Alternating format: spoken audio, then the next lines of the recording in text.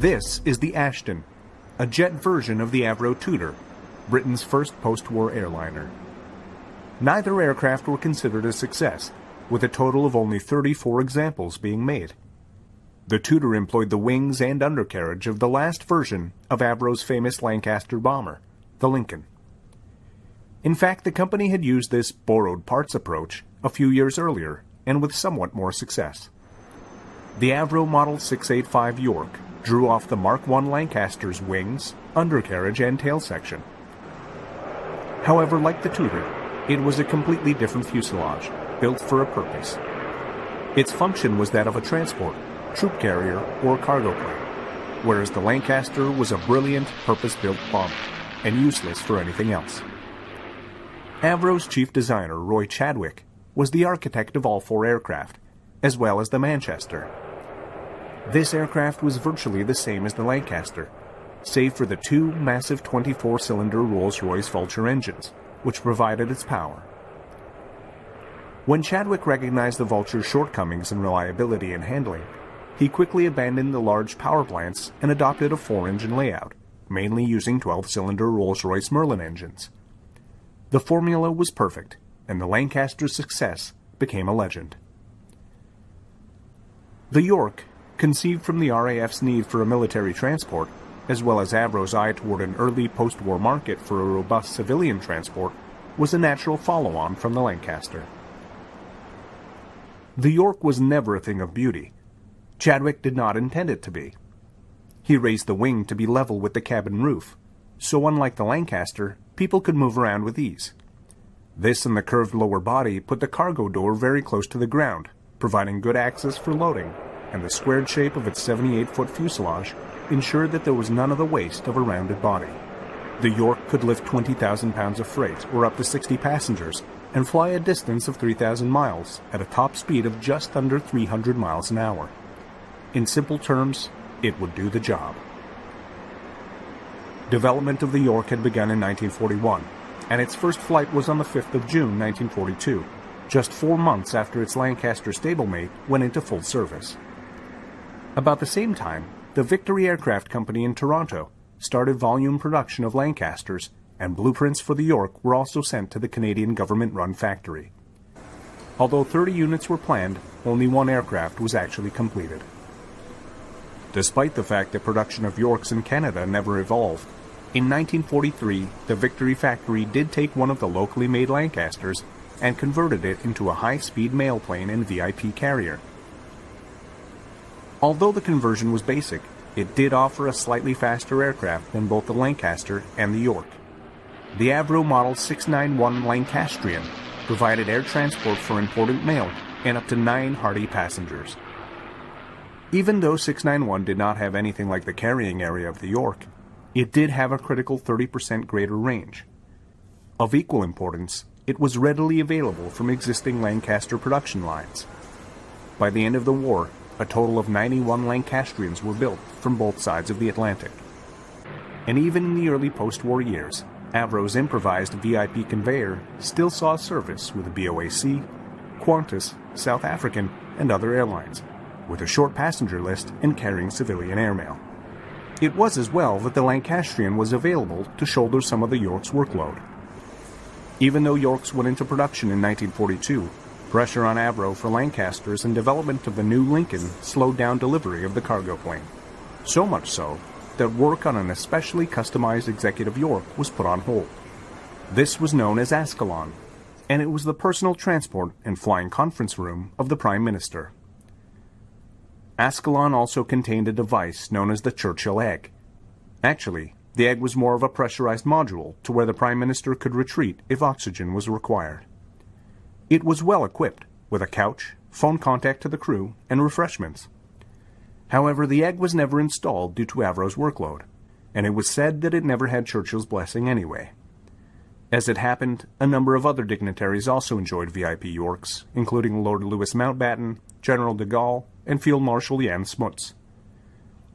However, as far as it is known, none were offered the Churchill egg. Most Avro Yorks catered for less exalted passengers, generally military men and women of various ranks and duties. Often there were no passengers at all, just crew and cargo, cargo of every kind imaginable, from jeeps to beams, and flying to war zones and places not even touched by war. Over time, the Royal Air Force took delivery of 208 C-1 military Yorks. However, deliveries came late. For a type that was developed in just 5 months and first flew in June of 1942, there were precious few on hand 2 years later, and some of those did not stay too long anyway. This Avro York C-1 started life in the RAF as serial number MW-103. However, by February of 1944, it became GAGJA, and on the civil register to BOAC as a commercial airliner, although it still had an RAF crew. On the 20th of May, just 2 weeks before the D-Day landings, this plane established a direct link to Cairo via Tripoli. It wasn't long before other ex-RAF Yorks were flying for the British flag carrier, while the nation was still at war. Post-war, 44 Yorks were built specifically for commercial use by BOAC and other Commonwealth airlines.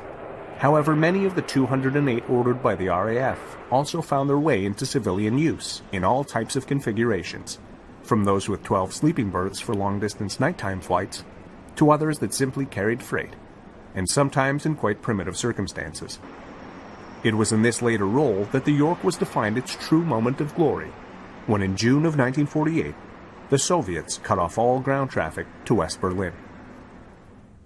Like many other German cities, Berlin had suffered dreadfully at the hands of British and American bombers. However, it was still the capital, even if it and the nation itself was under the control of different occupying forces. In early 1948, the Soviets attempted to gain control of West Berlin by stopping Western allies from providing food and fuel. The Communists controlled the area surrounding Berlin, but not the air corridors. Berliners would have to submit or starve unless the Western nations broke the blockade. The US, the UK, and many other nations worked to relieve West Berlin. Helping to fulfill the UK's obligation were over 40 Yorks, 15 Lancastrians, and many other types. Yet the Yorks alone did 58,000 sorties, almost half of all the lifting of the British obligation. 328 days and nights, and 2.25 million tons of freight. There was, of course, a price to pay. Some Yorks and Lancastrians were literally worked to destruction.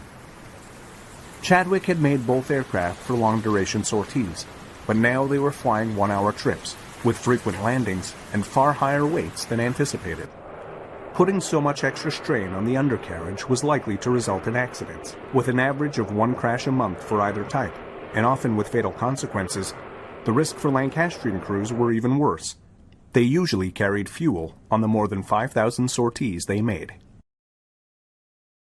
Also serving in the Berlin crisis was the Douglas C-54 Skymaster, a type that came in and out of production about the same time as the Avro Model 685 York, and they are sometimes compared. However, while the Douglas aircraft was a fine plane built in 5 times the number, it was 3 times the unit cost of the York. The extra outlay for the Skymaster also provided a good basis to evolve into the even more advanced DC-6 and 7s. In contrast, Chadwick had 6 months and very little money with which to provide a product for immediate wartime use and into the very early post-war years, which he did. Model 685 was often referred to as the Emergency Airliner, which is exactly what it was, but it did the job.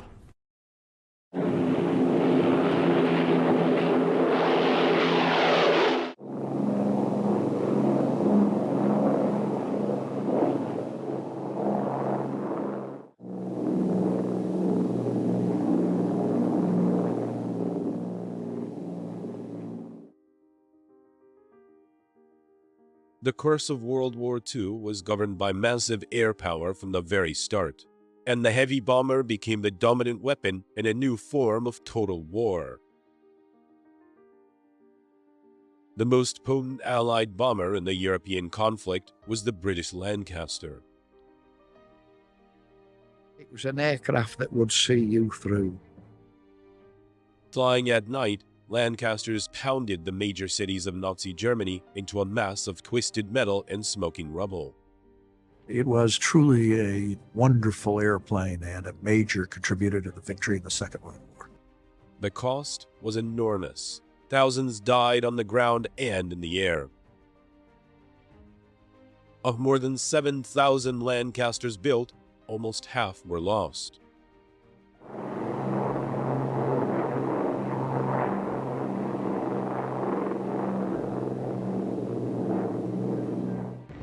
Watch your height. I'm watching everything. Okay. How many searchlights would you call them? Too many, I reckon. Boy, God, I've never seen anything like this before. Neither have I. Give it a pint. Keep your eyes peeled. Yeah. The bomber first appeared during World War I. These fragile biplanes made of wooden canvas were unable to carry heavy bomb loads or do much damage, but they left a deep impression on the military designers and planners.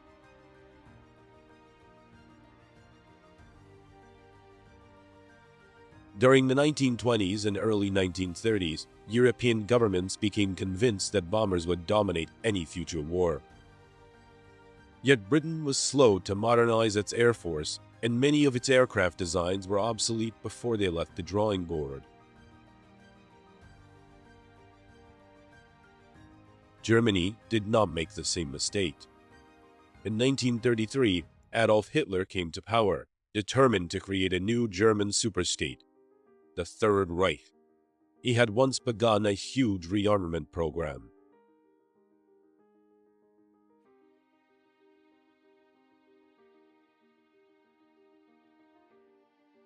Hitler created a modern air force. Its chief weapon was to be the bomber. Within a few short years, Germany was openly preparing for war. The British government had realized the impending danger and launched an urgent program to re-equip the Royal Air Force. They turned to aircraft designers like Roy Chadwick. He had joined the Avro Company in 1911 as a draftsman and steadily worked his way to the top. Chadwick was a visionary who combined the precision of an engineer with the eye of an artist. He was tall and slender, and I remember him in dark overcoats when in his young days, with a white silk scarf he would have knotted. He had big brown eyes and an olive face and dark hair, and he was elegant. He liked kind of elegant things, and I think that is translated into his machines. Roy Chadwick had a passion for his work and never stopped worrying about how to improve his designs. It was winter, and the curtains would be drawn. He was sitting in the room after his evening meal, was quietly there, with the Manchester Evening News, and he would fold it over and I'd see he'd do the crossword puzzle. And then I might go to say goodnight, Daddy, and give him a kiss, and I'd see all round the edges of the Manchester Evening News all the calculations. He was doing two things at once.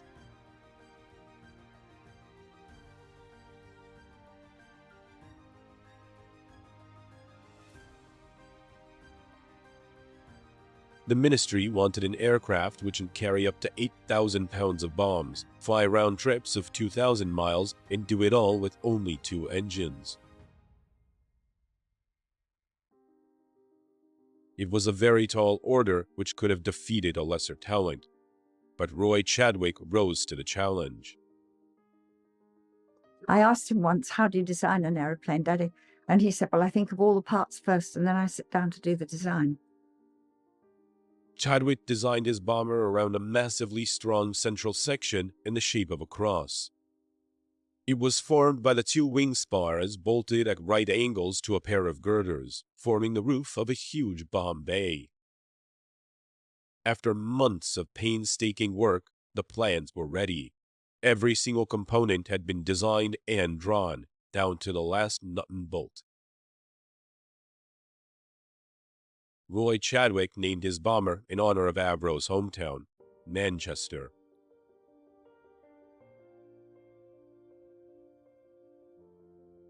In the summer of 1937, the Air Ministry placed an urgent order for 200 Manchesters.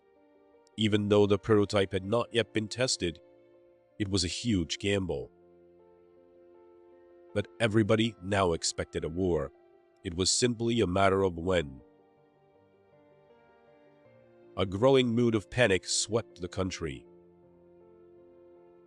Londoners began building aero shelters, gas masks were issued, and the public were instructed on what to do. If you are provided with a steel shelter and have not erected it, do so at once. Always keep your gas mask handy in the house. When you hear the warning signal, take cover at once. In September 1939, the fragile peace collapsed. Britain was at war with Germany.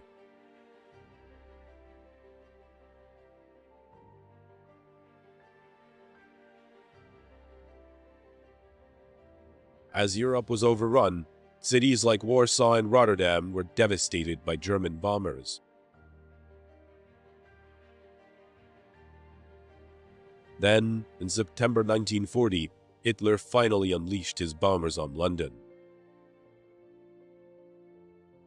The Blitz had begun, and Londoners found themselves in the front line.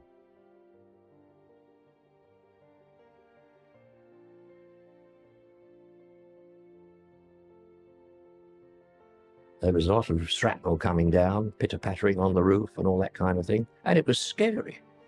I mean, incendiary bombs dropped in our garden.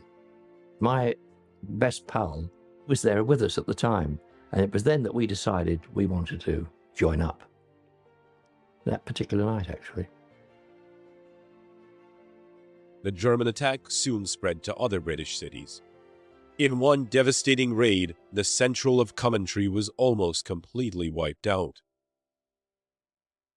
The aim was to terrify and demoralize the civilian population into accepting the defeat. The effect was to unite them in a single-minded quest for revenge. And that meant bombing German cities.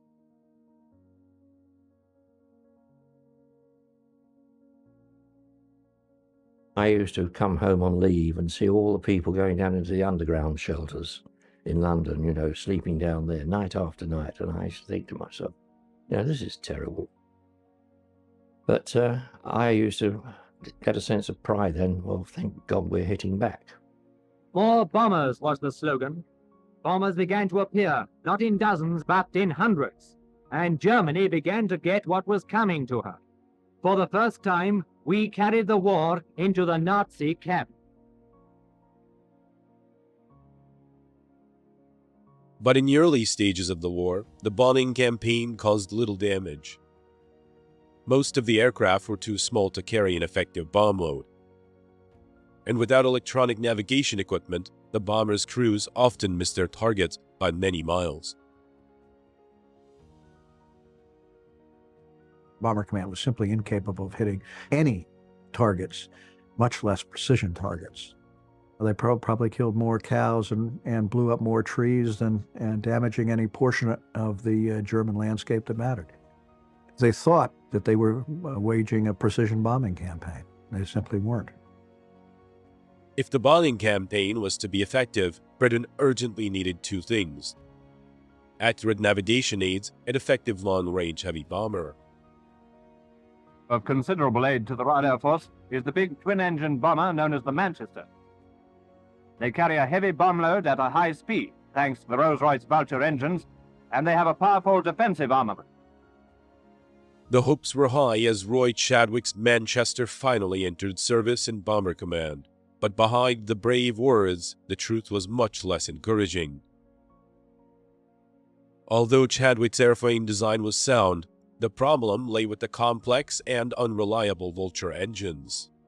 The plane would struggle to get airborne with a full bomb load and regularly failed in mid-flight. It just did not work. And they couldn't get the height and anything. And it was a horrible plane. The official verdict was finally delivered from the Air Ministry. Avro would complete the initial order for 200 Manchesters and then switch to building a rival design. For Roy Chadwick, it was a bitter blow, but he would not be beaten.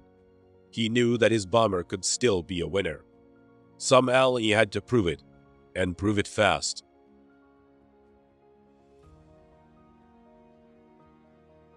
The decision by the British Air Ministry to abandon production of the Avro Lancaster bomber forced Roy Chadwick to rethink its design.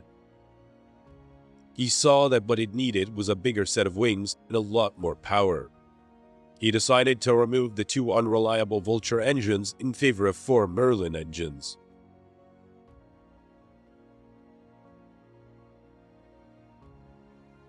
The Merlin was an outstanding design, which already powered the famous Spitfire and Hurricane fighters of the RAF.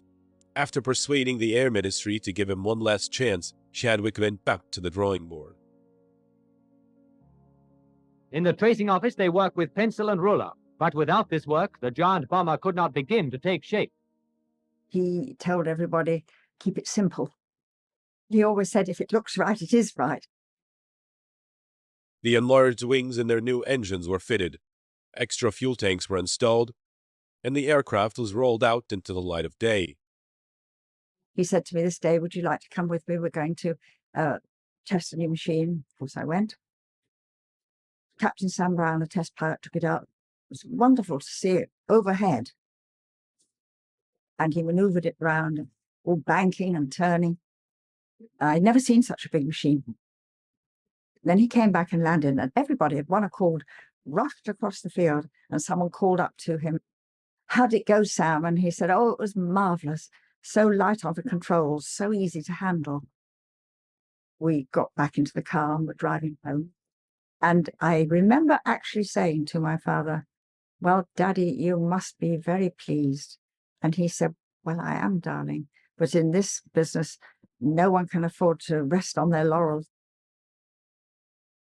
The flight certificate, duly signed by Roy Chadwick, carried a new name for the test aircraft: the Lancaster.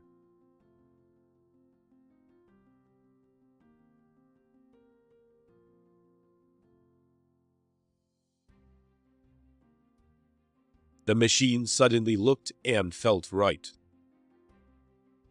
The problems that had plagued the Lancaster were quickly forgotten, as the glowing reports of the test pilots confirmed Roy Chadwick's faith in his design. This is the weapon upon which the Allies based tremendous hopes. To the people who built the Lancasters, each doing his own task to the best of his ability, their success came as no surprise. Soon, the Lancaster bomber would become a household name. For one man, it would become the key to victory.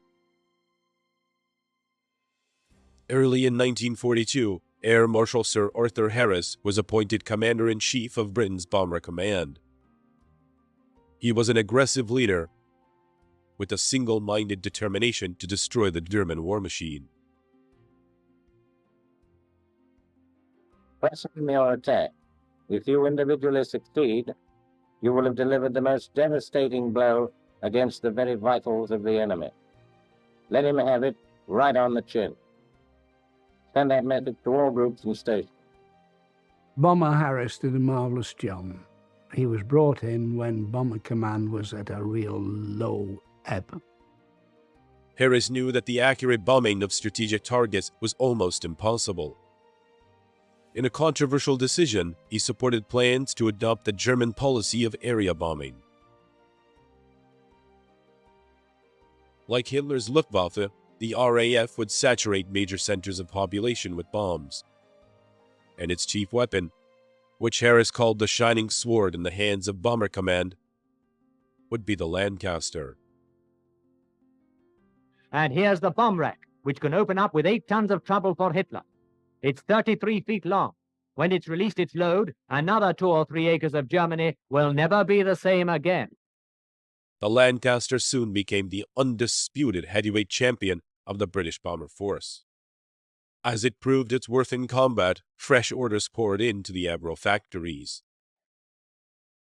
We got a new aircraft, and on the side, it was HWH. And at that time, there was a film called Hell's a Poppin'. Right, okay, lads, this is Hell's a Poppin'. So I got some yellow paint, I climbed onto the wing and I painted Hell's a Poppin' all the way up. Hell's a Poppin' it was. It was a lucky aircraft for us. For many, the Lancaster quickly became far more than just a machine. It was alive, and so all its male crew. The Lanc was definitely a lady. It was love at first sight. There she was, and she was standing up on these long legs, and a black beauty. Funnily enough, I didn't feel that there was any rivalry with the rest of the crew. I felt she was my girlfriend, and we all felt that it was our girlfriend, It took a crew of 7 to fly a Lancaster: the pilot, flight engineer, navigator, bomb aimer, wireless operator, and 2 gunners. The most forward position was the bomb aimer, who was lying down in the bomb position. And if necessary, he manned the front gun. And the skipper was on the port side. Next to him was the flight engineer's position. Then you had the curtains, and the navigator sat behind those, so he could have his lights on his charts.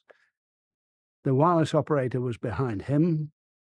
And then you went back over the main spar, and then you had the mid-upper gunner, and then you had the tail gunner. If any one of you didn't do your job, well, that was it. The whole lot of you went. You live and sleep and eat together. You go out together. They rely on you and you rely on them. The pilot in Bomber Command was always the skipper, irrespective of rank. And even if the group captain, the CO of the squadron, flew with me, I was in charge. You weren't just a crew of 7. You'd got the ground crew. The ground crew were the boys who got that aircraft so that it would bring you back. And we had a terrific ground crew we had. We'd do anything for them, and they'd do anything for us. The ground staff, who watched and waited back at the base, played a vital role in supporting as the bomber crews risked their lives over enemy territory. In the control tower, they anxiously plotted the course of each raid. They only knew too well that with every Lancaster posted as missing, another 7 men would not be coming back that night.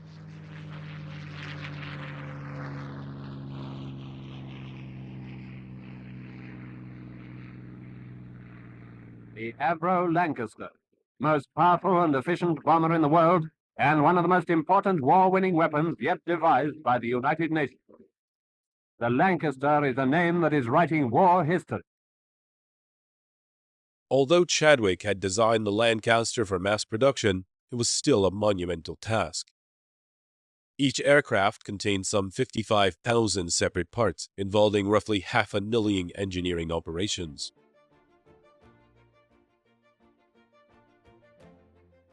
He had designed the Lancaster in 5 sections so that it could be made in all the different factories and then brought together. And with this simplification, they were able to put it together quickly and simply, and so much so that at the height, I think it was 1943, 150 Lancasters a month were being produced. Meet a few of the ordinary, hard-working people devoted to this important task. Angela Roberts, a capstan operator. Maisie Rafferty at a press. Dobson Hind and his mate, Joan Evans, riveting. Every pilot of a Lancaster is confident that he's handling an aircraft into which has gone not only superb designing, but the proud craftsmanship of an experienced army of workers. It's everything you wanted in a heavy bomber. It had got the strength, the speed, the maneuverability. Its weight carrying capacity was out of this world. It took eventually 6 tons more than it had been designed for. Sir Arthur Harris said it was the camel that never knew the last straw.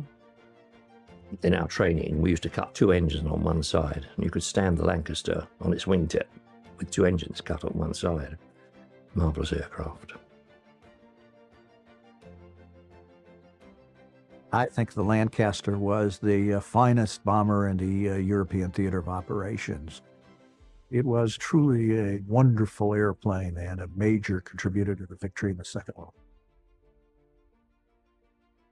By 1943, the Allies were equipped with enough heavy bombers to launch an all-out offensive against Nazi Germany. It was to be a 24-hour round-the-clock operation, the Americans bombing by day, the British by night. Electronic navigation systems were introduced, and the bombing became more accurate. Radio direction finders and radar scanners were installed in selected aircraft, and their hand-picked crews were given special training as pathfinders. It all came together at the end of July 1943, when a series of heavy raids on the city of Hamburg demonstrated the devastating effect of area bombing. Thousands died in the inferno as huge areas of the city were utterly destroyed. Area bombing had not broken the British resolve to fight, but Arthur Harris still remained firmly convinced that this was the only way to defeat Nazi Germany. They sowed the wind, he said. Now they are going to reap the whirlwind. As the scale of the operation steadily increased, so did the weight of bombs falling on Germany. One of the great contributions of the Lancaster in the Second World War is its capacity to carry extraordinarily large bombs. The power of those weapons were such, when combined with accuracy, that you could really wreck big targets. For 12 months, British scientists were working day and night on one of the most remarkable engineering feats of the war, the 12,000-pounder. And here it is, over 5.5 tons of concentrated destruction, the biggest bomb yet known in air warfare. Lancasters eventually carried no less than 22,000 pounds. The 10-ton Grand Slam bomb.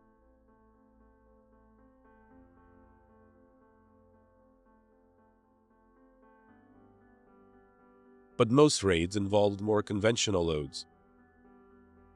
The crews knew in advance what bombs they would be carrying. What remained a mystery was the night's intended target. One clue was the fuel load. If they said, oh, it's only 1150 gallons, you think, it's a short one. But normally it was 2154, that was full tanks. So that was a long one. As dusk was falling, the air crews would go to their briefing.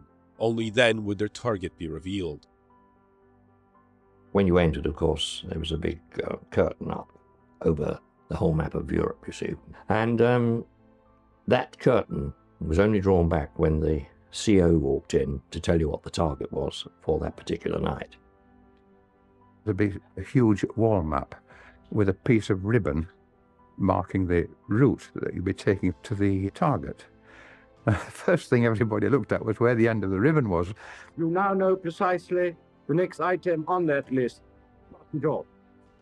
Now the tension began steadily mounting as 0 hour approached. I used to go to NAFI and always write my last letter. Obviously you can't post it, and it goes in your locker. And if you shouldn't return, that letter would be taken out of your locker and sent to the family. The average number of ops, missions, or whatever you want to call them, we call them ops, was 7.5. After you did over 7.5, you were living on somebody else's borrowed time. You had 1 week's leave every 6. There was a block of 6 of you, and anybody on that got the chop or didn't come back. The name was taken off the list. Everybody moves up one underneath. The new crew go to the bottom. So sometimes, in a heavy time, you would go 3 weeks and you'd get another week's leave because 3 of the buds above you got the chop. A great friend of mine, Sergeant Ellsworthy, he was on his 28th trip and he didn't come back. Ellsworthy's fiancée had already lost a previous boyfriend who had also been a pilot.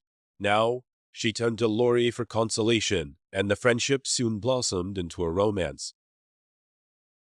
But Laurie's superstitious crew did not approve of the match. So I had to drop her. The crew said, "You will drop her, Skip." She was a jinx. Poor girl. Very nice looking girl, too. But for the skipper of a Lancaster in love, as in war, the welfare of his crew always came first. They had to believe their luck would hold as they set off for Germany. You were at the beginning of an adventure. You were at the beginning of something dangerous. You were at the beginning of fear, and you would feel fear. And anyone who said they didn't feel fear were liars or nuts.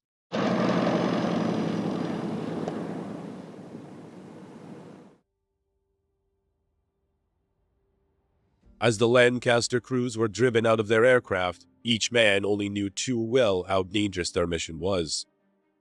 Superstition and ritual could not guarantee a safe return. But then again, perhaps they could. I always wore a green scarf with little Chinese markings on them, which my sister had given me. She says, "You might need this scarf." I got married 3 days before D-Day. I had a silk stocking from the wife. I tied that round my neck. I never took that silk stocking off until I'd finished ops. I showered with it. I did everything. It was my lucky charm, was that silk stocking.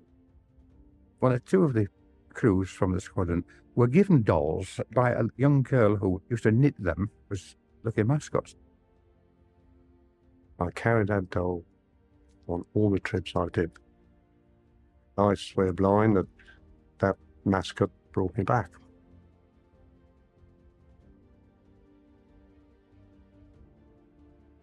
You talk about the smell of an aircraft. It had that smell of comfort, and that puts it all in one word. That was home from home.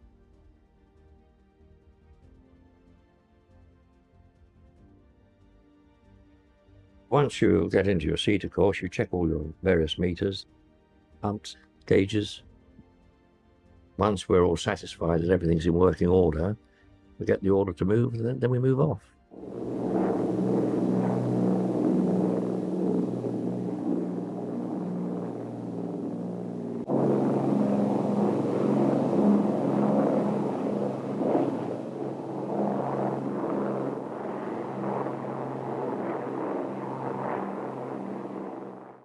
You had to synchronize your engines. But once you had them synchronized, they just purr. Music to the ears.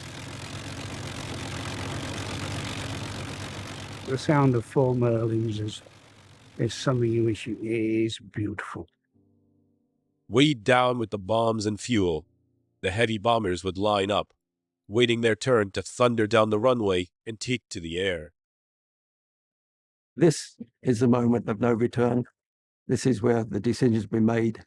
This is where you're in her world, and suddenly it all seems to happen.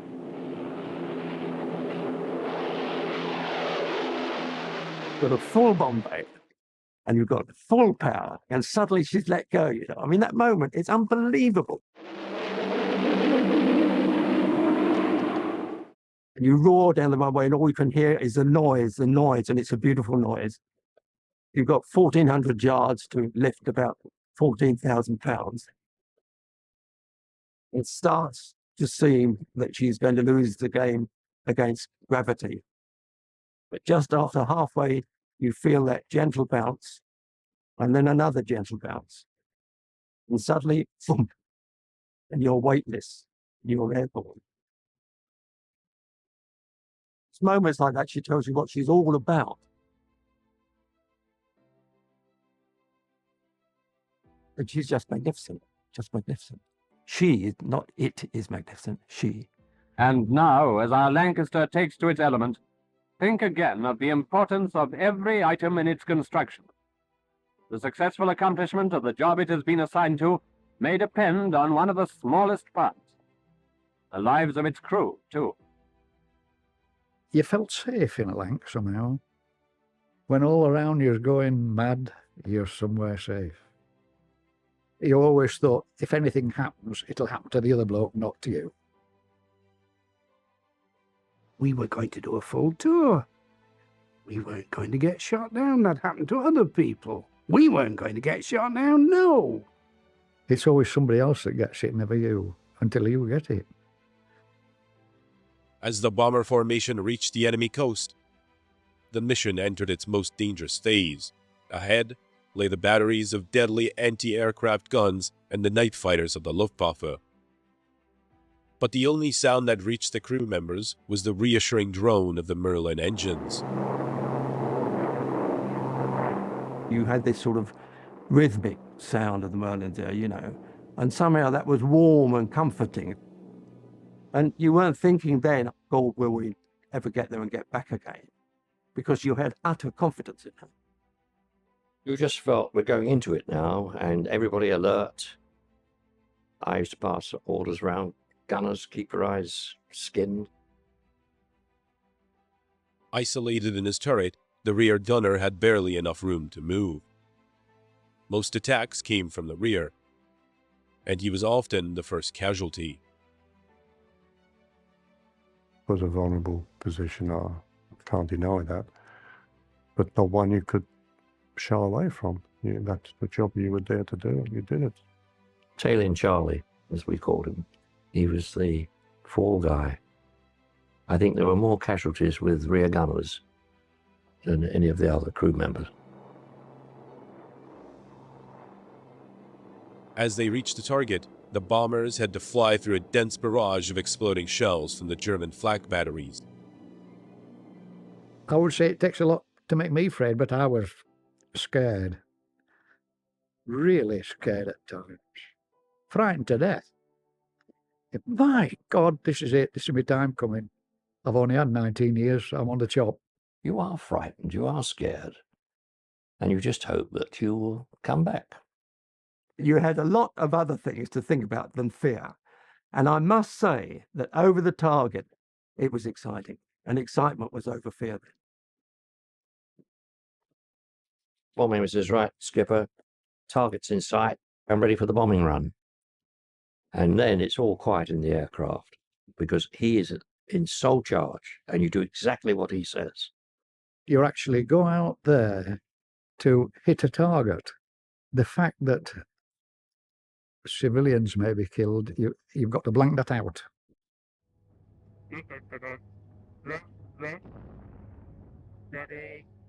The most important thing was to get the correct wind speed and direction.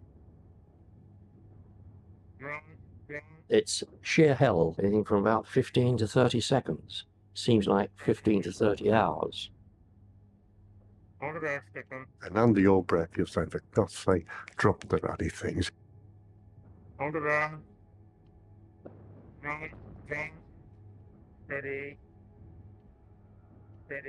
rid of these bombs now. Just get them away.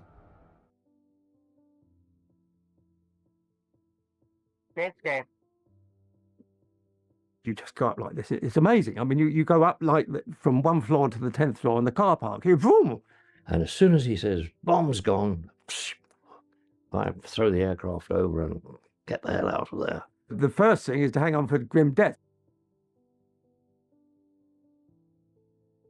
At last, they could take evasive action to avoid the fighters and head for home. You'd see a flash, flash, flash, flash. Oh, quite clearly. And it's remarkable how fast an explosion travels. It goes out very, very quickly, 100 yards, 200 yards each way.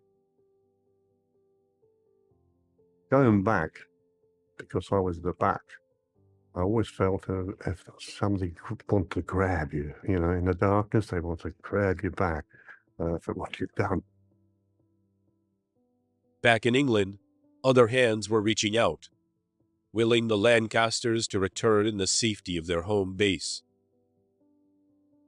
They were so close to us that they were almost brothers as well. They wanted us to come back. Because they have this long piece of string and they would let you go. They'd bring you back again, So you were tied to them. But for the pilot and his crew, the long night was not over yet. German fighters still prowled the skies over Europe, waiting for the moment to attack. And the bombers was still a very long way from home. The first bombers have dropped their incendiaries and ringed the target. Each speck of light a blazing German building. Easy enough to realize the catastrophe, the concentrated chaos that is overwhelming the city below. As they set course for home, the crew could not let down their guard for a second. German night fighters continued to attack the bombers relentlessly all the way across occupied Europe. See the flames and you watch the parachutes coming out.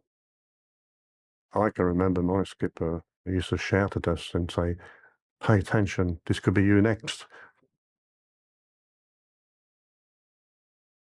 The gunner suddenly called out, "There's a Ju-88 coming in, skipper." I said, "Okay, give me your orders as soon as you can, what to do." But he's in charge then. And he said, "Prepare to port, prepare to dive port, prepare to dive port, prepare for dive." And as he said that, we were hit. And he also fired at that time. As I put the aircraft over to go port down, I saw the tracer go underneath me. Then I went into a screaming dive to port. And at the same time, of course, there were screams from the rear gunner and the mid-upper gunner. They'd both been hit. I said to the flight engineer, "Bill, give me a hand with this control column." Eventually, I got out of the dive. I was down to about 6,000 feet then. And of course, I relaxed and whipped over again into another dive, you see. It's the same way. We pulled out at about 2,000 feet, and immediately I saw a bit of cloud, and I dived into it. The fighter had vanished, but the Lancaster was badly damaged and almost impossible to control. That part of the wing was missing. The fuselage was riddled with holes, and both gunners were seriously wounded. I asked my navigator to set a course. I said, "I can't turn to starboard at all because I had full right rudder on and full control column like this." And that's how we were flying back. All the time I was drifting slowly to port. After 2 hours of fighting with the controls, they reached the English coast and prepared for an emergency landing. The scary part was, are the wheels going to come down? Because we didn't know whether the hydraulics were working, you see. And it was then I said to the crew, "If any of you want to jump now," the gunners are staying with me. They had no choice. They said, "Don't worry, Skip. We're staying with you." I thought the best thing to do so she doesn't flip over is to land at a faster speed.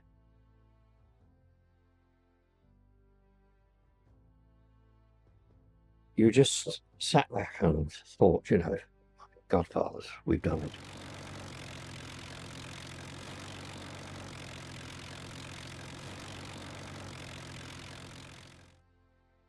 You get out and you pat it and say, "Thanks."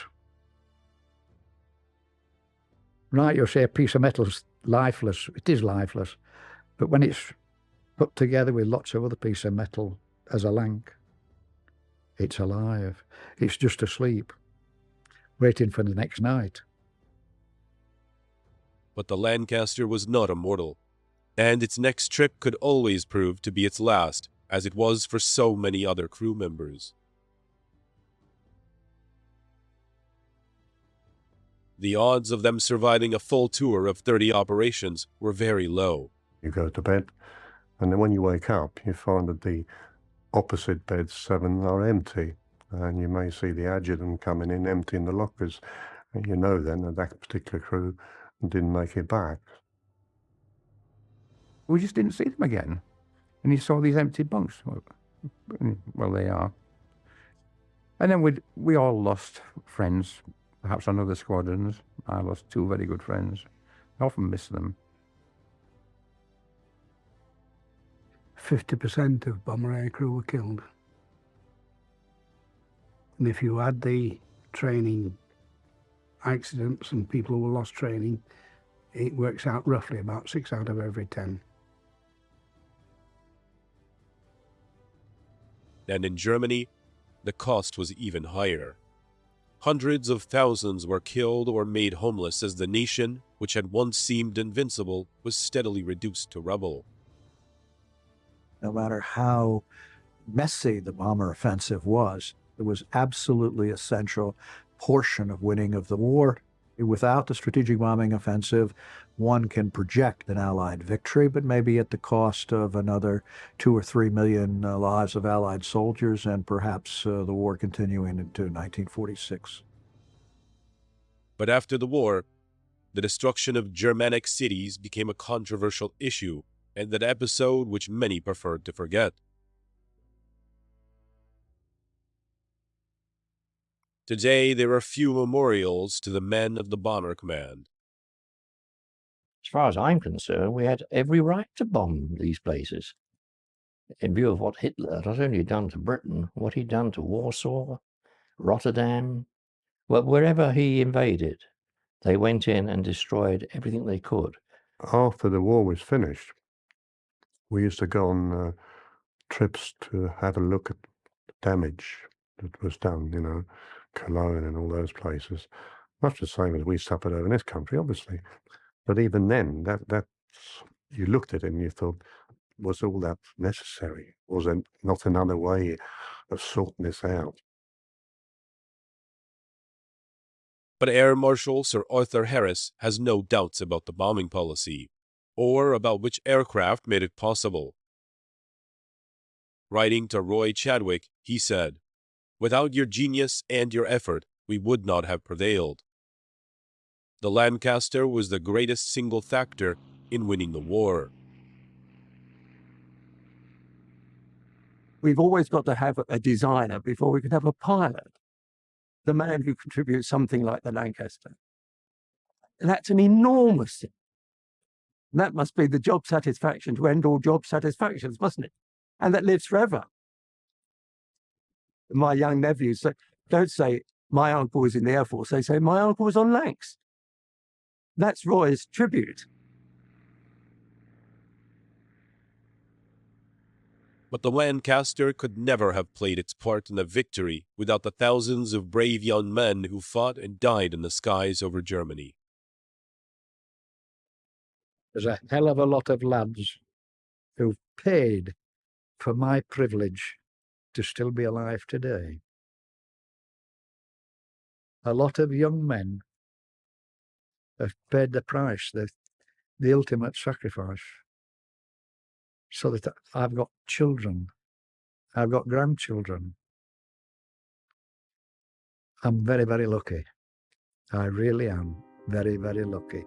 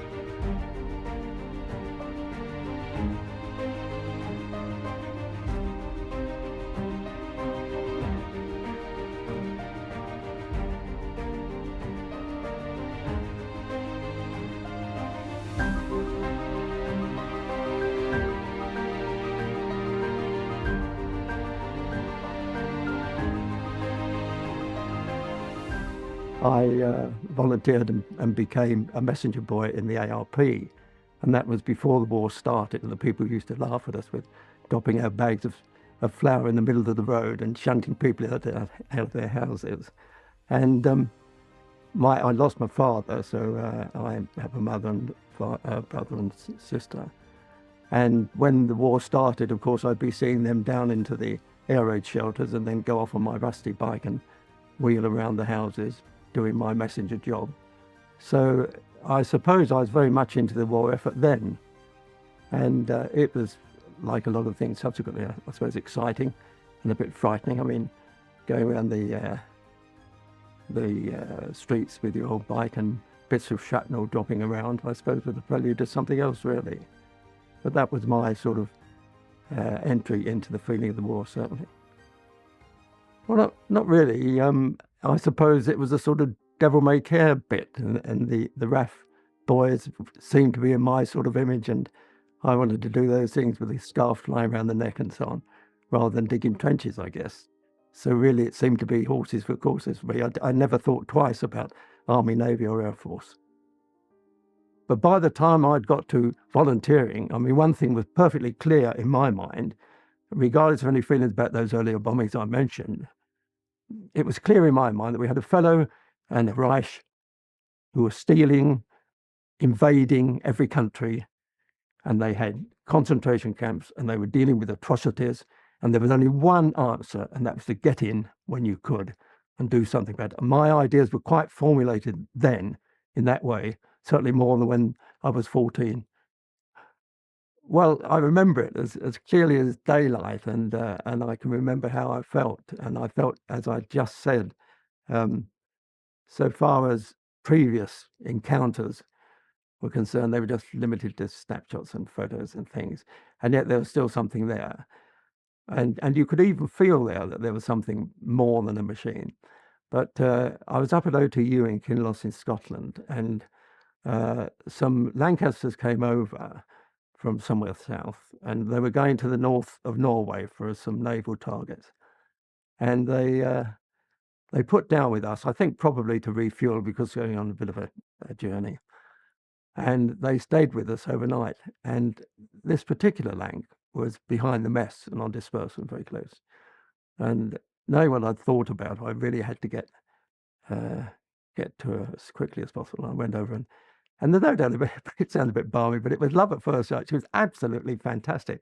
And she was far more than I'd ever seen in these pictures, which, as I said, were gliding through the sky and so on, because there she was, and she seemed enormous. She was standing up on these long legs, you know, and a black beauty. And you could sense it. I mean, the motors weren't going, but you could sense that she herself, even without the Merlins, was powerful, big and powerful, and she could do any job, it seemed. And I suppose I likened it to a sleeping beauty, I suppose, who needed the kiss of a Merlin to make her burst into life, or into our lives, or something like that. But we were then on the threshold, and I think perhaps that made it even more evocative. I think we were at OTU, which was the training unit before you went on to heavy conversion. So you finished with your twin engines there, and so we hadn't been on any 4-engine. And then once you had the short period at heavy conversion, you're on to Lanc. So she was just around the corner. So that moment is one that'll stick with me for always. Yes, it wasn't true, but it was my first girlfriend. In fact, it was true, I think, because to a certain extent, you see, let's take an average person, you get 3, 4, 5 girlfriends, perhaps, you know, it's the nature of life, and not very often does it happen that you get the first one and she's the one for life. And so you get several girlfriends. But she was my first girlfriend because she was the first one that really meant everything. She seemed to have everything that I wanted at that time. I don't mean I wanted X, Y, Z out of a human girl. It's just that around that time, with the Air Force, with the war, with going into the Air Force, with going up in a plane and so on, she got all this to offer. And to me, going back to the feeling of a human aura anyway, yes, she was my girlfriend. And I take her, and I took her as my girlfriend. And funnily enough, I didn't feel that there was any rivalry with the rest of the crew. You know? I felt she was my girlfriend, and we all felt that it was our girlfriend, you know. And I suppose that's an extension of the fantastic spirit you had in the crew. But she was my first girlfriend.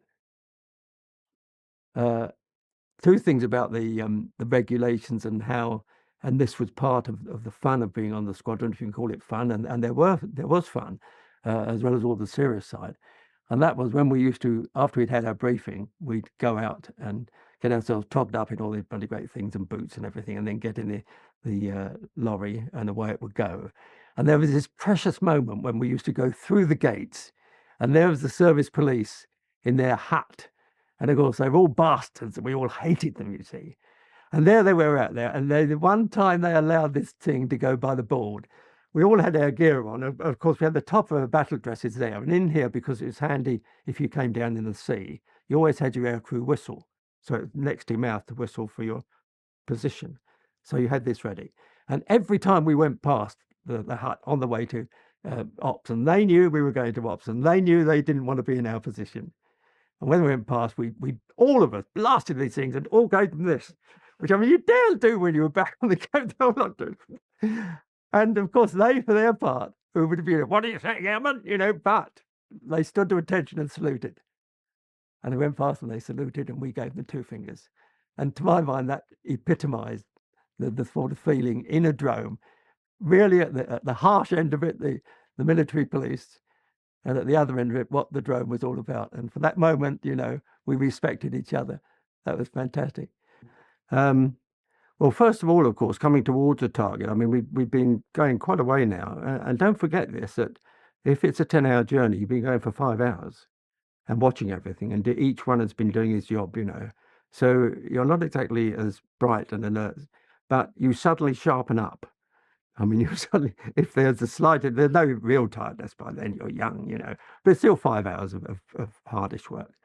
And so in my case, my work would be listening, as I mentioned, and then watching for fighters predominantly. I mean, I also had to watch for collisions. That was a sad thing to think of, but you had to, particularly over the North Sea, where they're all coming back together or going out together, and where we were milling around the first turning point at the beginning of the journey, which was near Reading, and the stream would be very close. So you had to watch for it, and they did happen, and quite a few people were killed in collisions. So one's watching that, and one's watching predominantly the point you mentioned for fighters and so on. And when you're, it all depends, I don't know how far, but it must be probably an hour or 3/4 an hour. You see that the pathfinders and perhaps the beginning of the stream have started to hit the target. So you see the targets blazing, and you know where it's going, and you don't need a navigator's set then to be able to find the target. And so it's then, funnily enough, I suppose, just for a second then I get this fear. But it's no longer than a second, because you've been so keen on watching everything.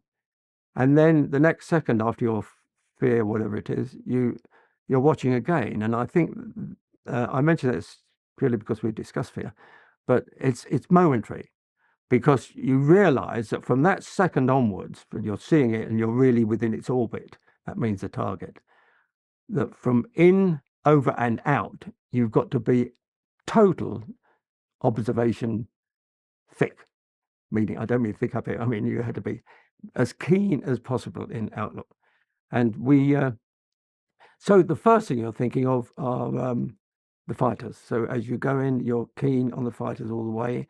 The boys in the front start taking over more as we get near the target, of course, and the navigator leading you in, and you can hear your mates over the intercom, and you can hear the navigator and pilot taking over, and then the bomber and the pilot. So all this time you're spending your time, I'm speaking purely of me, not the rest of the crew, in searching for aircraft. And there's not much point in searching for anti-aircraft, because they'll shoot it up anyway, so you just keep your fingers crossed for that. You search a bit, depends on the place, whether they've got many searchlights. Some places have more than others. So you search for that, because that is something you've got to divert from. So you'll search, and by this time you're practically there. And then, of course, it's simply a two-man act. It's the pilot and the bomber. And by that time, you can almost feel the warmth of the target, you know. And you're going over, and of course, you're tending to look up there more because you're conscious of this silhouette business. And as they go over the target, then the boys are completely taking over the aircraft. And it's left, right, steady, and then bombs away, and you just go up like this. It's amazing. I mean, you go up like from one floor to the 10th floor in the car park. You boom! It's absolutely bloody fun. No lift does it, and like it, you know. But 14,000 pounds just hanging on you, and suddenly goes, you know, boom, and up you are like this, and then the next second, you know, whatever the pilot says, something all sorts, you know, fuck off. Oh, sorry, I'll bugger off your, or all sorts of things. But it's go, you see. So you corkscrew. And then when they corkscrew, the first thing is to hang on for grim death, because he's corkscrewing like this, you see, which is a standard. It's a standard regulation. And of course, it's ultra effective. It's one thing that's never had to change. From early days to the end of the war, it never changed, because it's first class, because you go left and then you're going right and then you're dropping and then you're rising. You're doing everything to counteract. And it's hell to try to combat that as an air gunner or as a fighter trying to bring you down. Very, very difficult. So that goes on for quite a while until you're fairly sure that you're away from the target area. And also there's no one on your tail. There might be someone. We were just out and one came on our tail. Well, that was different. And I mean, that's a different story. But boom, boom, boom, boom, boom, and you're out again. So coming back to your feelings, no fear at all as you're going near to it. You've got too much to do. And when you dive out of it, again, it's too much to do. You have no time to, I think the reason if you had no time to think of fear is probably there, but you haven't got any time. And I really found it all exciting. I must say grudgingly that it was bloody exciting. A whole lot was exciting. And even watching for these guys was exciting, you know. When you actually saw one as we did, or saw three, it's slightly different when they're on your tail. But no, and even then it was exciting. I didn't fear any fear then. It was really exciting. So does that answer your question? Well, as I told you, and this is the most famous part of any raid, because when you're sweating bricks, because you're absolutely dead, you're straight, and you've got to go over the target, and you've got to be absolutely spot on, and the bomb aimer is in charge, and the pilot does his wish, hence Lanc does his wish. And he says, left, left, steady, right, right, steady. Left, left, steady, steady, steady, left, left, steady. And then the joke is back a bit. Which of course you can never do, sorry about that. But that is the joke of Bomber Command, back a bit. And, you know, that is a moment. That is a moment of all times, I think. If you enjoyed this video, please remember to like and subscribe. And as always, thank you for watching.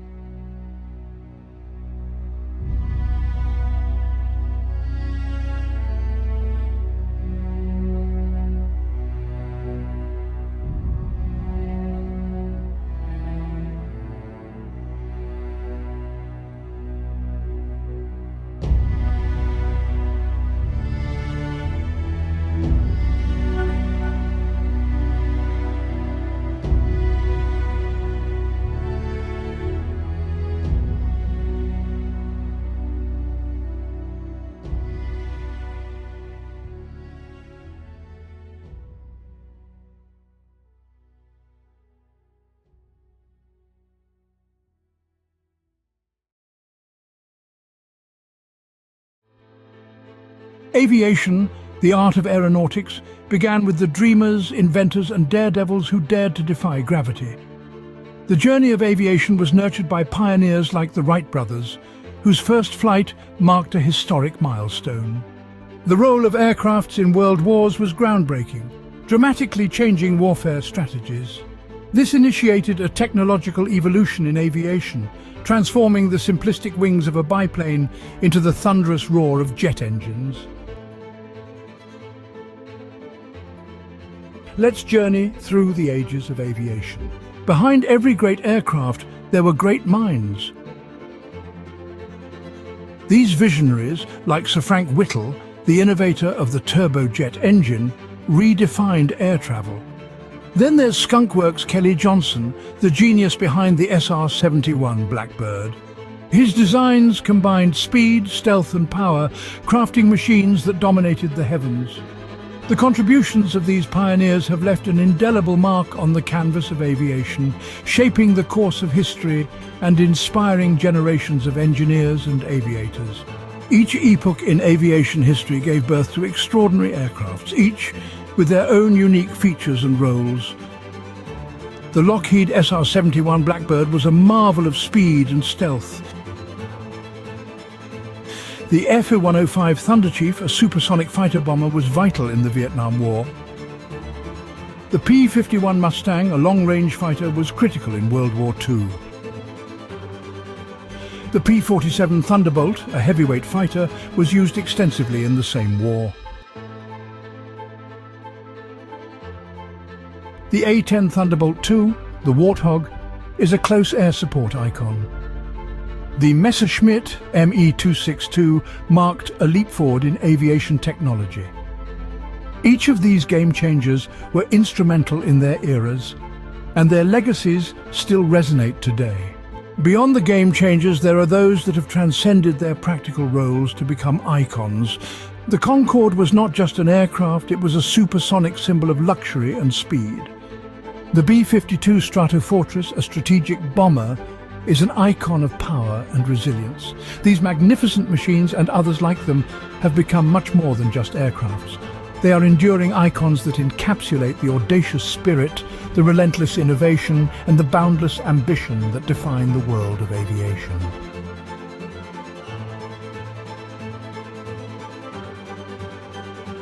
For more amazing aerial footage, and to join us in this incredible journey, check out the DroneScapes YouTube channel.